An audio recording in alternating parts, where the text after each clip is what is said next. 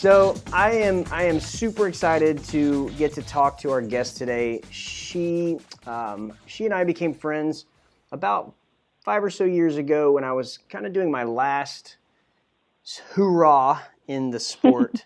I was working at a small all-star gym located in North Atlanta, and when our owner at the time, Sarah, started telling us about this new coach we were going to have come in that was going to be taking on a pretty big role in the gym. We were all very excited to get to meet who would end up being Amanda, who's with us today. Amanda, just right off the bat, you could just tell just her presence in the gym. Everything was she was kind of in a league of her own.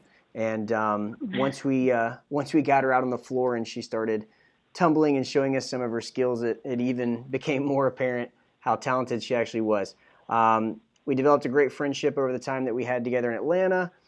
We have stayed in contact these last few years and watching her skills maintain as she has, gotten away from Atlanta. We're both in different places now, but getting to follow her on social media and watch her skills just maintain and how quality of an athlete she continues to be even after all these years has been absolutely amazing. So just to kind of brag on her a little bit, she is a 5-time world champion with Team USA. She was also the team captain all 5 years. These are the first 5 years that we even had Team USA in our international competition.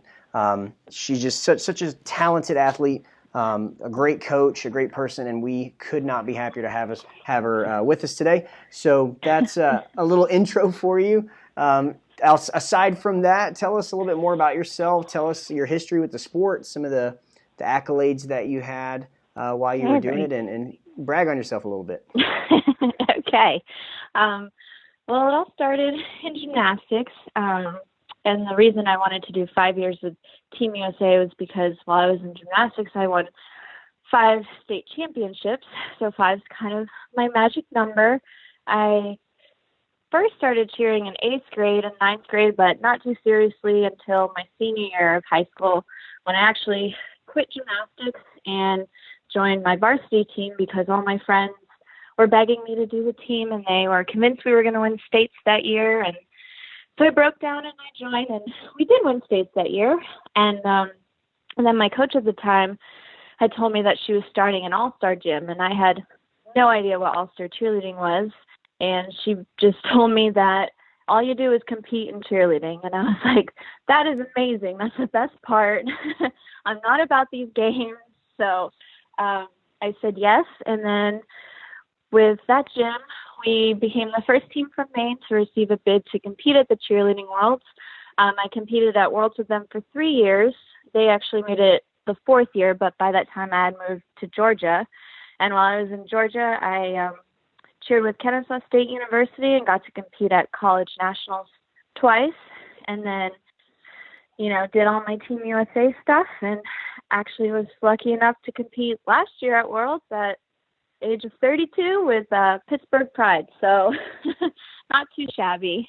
Yeah, no kidding. That's one of the bigger things that I've found impressive, and I know some of our listeners who are younger, once you get older, you will understand how big of a feat that is to compete at 32 years old and still be as effective. Now, I'm gonna go ahead and brag on you because I know you've always been humble, but we're not talking about a placeholder. We're talking about someone who into their 30s is still throwing standing fulls, punch fronts through the fulls, front tumbling like you've never seen. So we're not a placeholder. We're actively helping our team win. So no, that's fantastic. So I know we touched on Team USA and I don't want to just brush over that. I really, I want people to understand how big of a deal that was, and for you, how big of a deal that was. And I would love for you to tell us a little bit more about Team USA, and tell us about some of the bigger, more proud moments in your cheer career.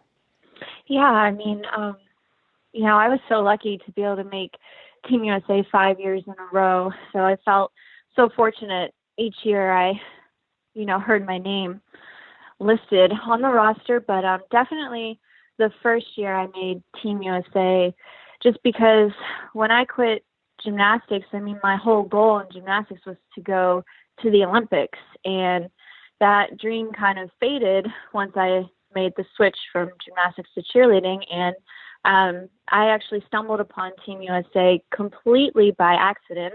I was coaching my high school team at the time and was trying to figure out how I could become an NCAA instructor. And on the varsity website, there was just this little button that said, want to be a part of the first ever Team USA? And I was like, there's no way. There's no way this is what I think it is. And sure enough, I click on it, and it's like, the first ever national team. We're going to compete in the world championships against other countries. And I was like, I have to do it. And it was like the dream was being reborn. And here was my opportunity to live out my ultimate life goal. And so I had a day to get my application in. Wow. So made a video, and they invited me to the live tryout. And then I had to wait about a month before I got the call that I had officially made the team. So That day was, I cried because it was like, oh my gosh, I actually get to do this. I get to represent my country at the World. So it was, yeah. I still get teary-eyed. Yeah, and as you should, and just listening to your story, I'm sitting here with chills, and it's just I can't even imagine, not only reaching that, essentially the pinnacle of our sport, right? I mean, there's always. I remember whenever I was still cheering, you talk to people, and everybody had kind of an idea of what is the highest you can go in cheer. Is it on the teaching side? Is it when you start coaching camps and you're maybe college staff? It's a really big honor to be selected as college staff. Or is it when you start owning a gym and you're kind of running your own program? Right. But when you add in something like being a team member on our national team, that's a whole different ballgame. And I want people, I want our listeners who may not be familiar with Team USA and what it goes into actually being a member, not only a member of the team, but also as a captain, right? So someone that's running this team. This is not a grandfathered in program. This is not, hey, you've done it a couple of years, so come on back. You have to earn your spot every time, and then on top of that, earn that captain spot, right? Tell us a little bit about what goes into that whole getting to that point. Yeah, so they encourage you now to try out with a stunt group, and you go down, you submit a video, and then they invite you to the live tryout, which is held after UCA Nationals. And now, right at that live tryout, they'll tell you if you made the team or not. So you don't have to wait, which works out because they also tell you what they want you to work on for your skills and stunts. And then you pretty much have the next 3 months just to work with your group. And then in April, you go down for 2 weeks and you put a routine together, and then you compete at Worlds. So it's crazy. That's another thing, right? So we're not talking an entire off season. We're 2 weeks, right? Tell us about that process. Tell us about that process of the routine. It's the best. It was the best 2 weeks of my life.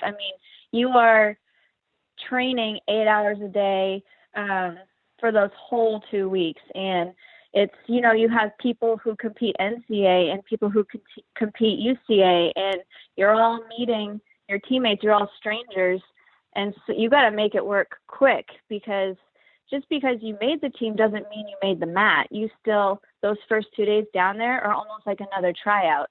It's who can get their skills and hit them solidly, and then we'll put you on the floor and put the routine together, and you got to make it work, and you have to hit it. So, and every year it gets harder and harder, the skills that are being thrown. So it's intense, but I'm telling you, I couldn't eat enough carbs while I was there. It was amazing. I'd be exhausted. I slept great. So, yeah, I remember, you think back to, doing like summer camps, right? So we're, and you think about the routine, the opening day that you do for the kids there, and even just putting together, a few showcases and the amount of effort that goes into that. I can't imagine actually having to come up with a routine that has to be quality enough to be the best in the world. and master it Yeah. in 2 weeks and without it. And a lot of times, I mean, we're talking about people you may not have ever met, right? I mean, these are athletes from all over the country. So I mean, that's got to be it's got to be a very unique situation. I feel like where you go from hi, nice to meet you to 2 weeks later, 3 weeks later, we're wearing gold medals. I mean, it's just that's so cool. So yeah, thanks for that input. I mean, I know that's a lot. There's a lot there that I think a lot of people, at least I know, I was very curious about that whole process. We get a little bit of the glimpse. The Team USA does a great job with getting some of their media out, giving us some of the behind the scenes look, but it's really cool to hear it from somebody who's actually lived it. And we talked about you kind of getting a later start in the sport than most people do, and which is great, and it's so cool to show just. I guess you kind of were a cheerleader your whole life and didn't know it. But who was your biggest inspiration throughout your cheer career? Was it cheer related maybe? Or was it gymnastics related? Tell us a little bit about that. Yeah, she doesn't know this, but actually, funny story, my freshman year when I tried out, I was one of only 2 freshmen that made the varsity team. And I was so upset because I was made an alternate, and I couldn't understand it. I was like, I'm the only one that threw a full, and the next highest tumbler threw a tuck.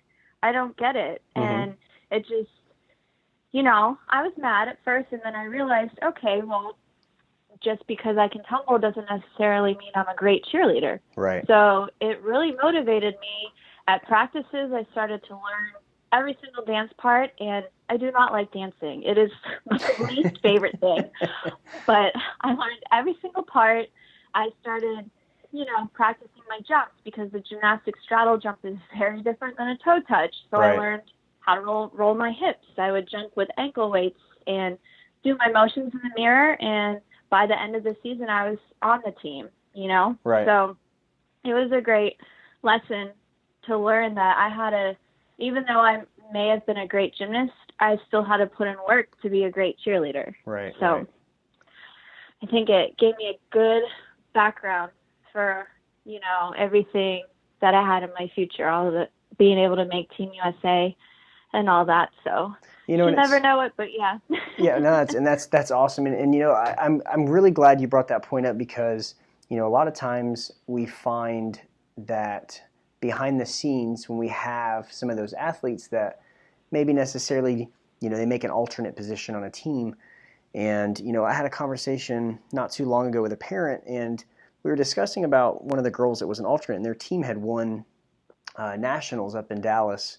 And, this little girl that was an alternate on the team, the parent was saying, she just was really down on herself that she didn't make it on the floor. And, I'm really glad that, that you said that because that just shows people that somebody who started off in the sport, made a team, and was basically said, like, you're not quite where we want you to be, and you mm-hmm. became the leader of arguably the best all-girl team that has ever done the sport. I mean, we can say that 5 years in a row, you were the best all-girl team on the planet, right? So I just want people to recognize, and I want athletes and coaches to, coaches especially, is that when we have these conversations, we got to remember that when we're dealing with athletes, these are young, impressionable people that, image and especially in our sport, image and how you appear to your peers is so important that we need to let them understand that as an alternate on this competition team, you have a very, very important role. Like, you have to be ready at a moment's notice to be plugged in wherever we need you. And you need to know mm-hmm. this routine well enough to do it at the highest level no matter what. And so I'm so glad that you said that because one of the goals that, that I hope to help kind of push is eliminating any negative stigma with alternates. There's nothing wrong with being mm-hmm. an alternate on a team at all. So I'm really glad you shared that. And look how far we got. So look how far you got, I should say. So speaking of growing and, kind of seeing your progression through the sport, where do you feel, the future of cheer is headed, or what do you think we'll see? I mean, obviously it's so exciting that it's even in talks to become an Olympic sport. And just even in my 5 years competing at Worlds, seeing the growth in the sport and the talent level of all the other countries, it's incredible where they were in 2009 and where they were in 2013. And now, even where they're at, China is incredible to watch. Finland, all these teams, it's like, oh, it's just so exciting to see it grow internationally.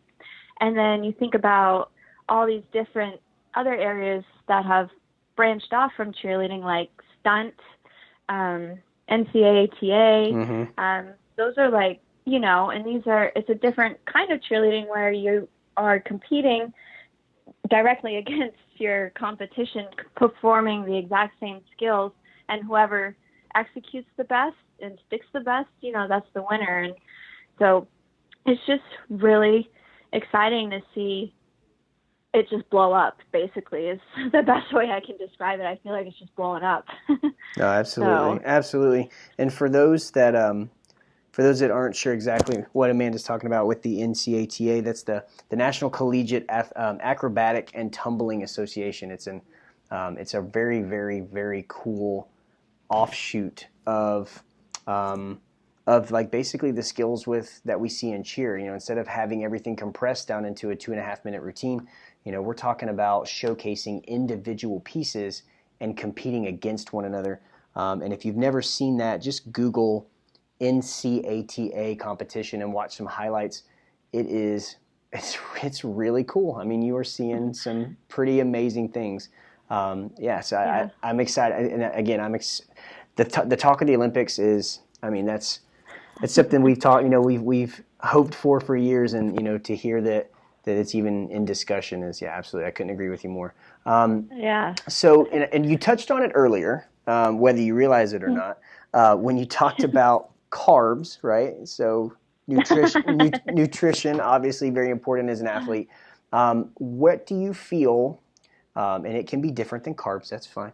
What do you feel outside of just going to practice, doing our routines, doing our scheduled tumbling classes, things like that? What do you feel is crucial to developing ourselves as cheer athletes, and why do you feel that?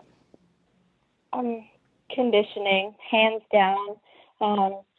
Outside of what you do at practice, because especially once you get into competition season, practices are routine, and vamping up your skills, and you kind of push conditioning off. And really the only way to get stronger and to get better skills and to avoid injuries is the work you put in outside. Granted, there is no shape like cheer shape. There's I ending the season the best shape of my life, but running and lifting weights definitely helped me, be able to do it as long as I did, So I think sometimes it gets forgotten about, just that extra conditioning, but it really is the key to getting better and growing. So yeah, definitely. And and that's one of the the things that our project, long term, we want to help. Our tagline is build better cheer athletes, and we hearing from the best, right? Let's call it what it is, and we hear the importance of this. I know you won't say it, so I will. But that's one of the reasons why we post those workouts every Wednesday, and I'm really happy to hear that you feel that to be able to get to that level, that is that important. So as regards to kind of the future, since we're kind of talking about some things like that. Now, obviously, for some of our listeners that may follow you on social media or know about, recently we had a little injury that I know you're coming out of.